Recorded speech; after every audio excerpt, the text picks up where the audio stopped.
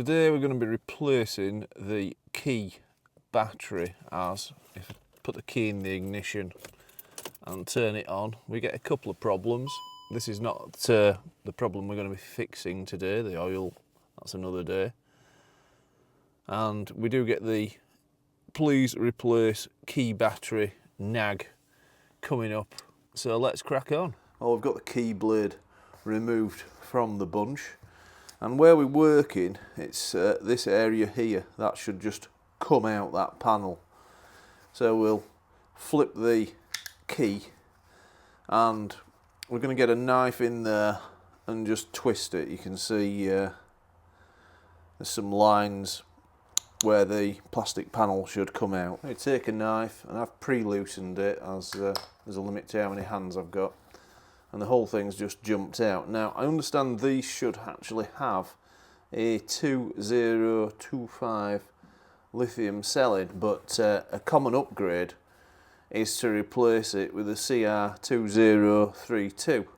Now this battery is 20 millimeters across and 3.2 wide. The C stands for chemistry, lithium manganese oxide, and the R stands for round.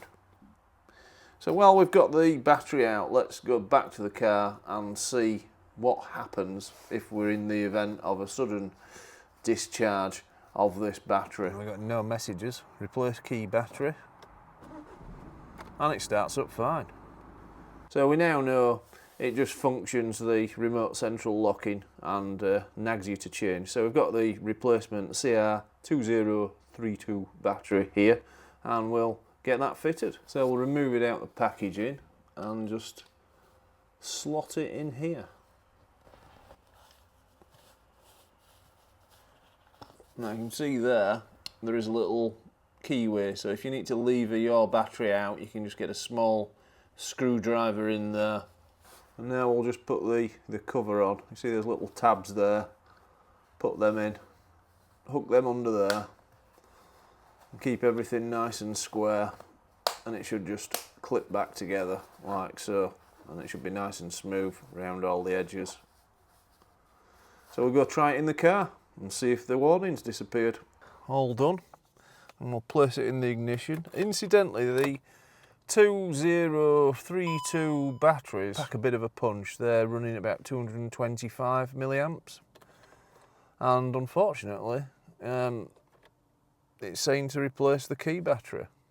So I'm going to lock the car and unlock it, and hopefully that will make the warning go off. We're looking for something we can't see here, so we could be here a while. Yeah, and I think that has done the trick. Many thanks for watching, and why not subscribe to learn of more low-cost repair solutions.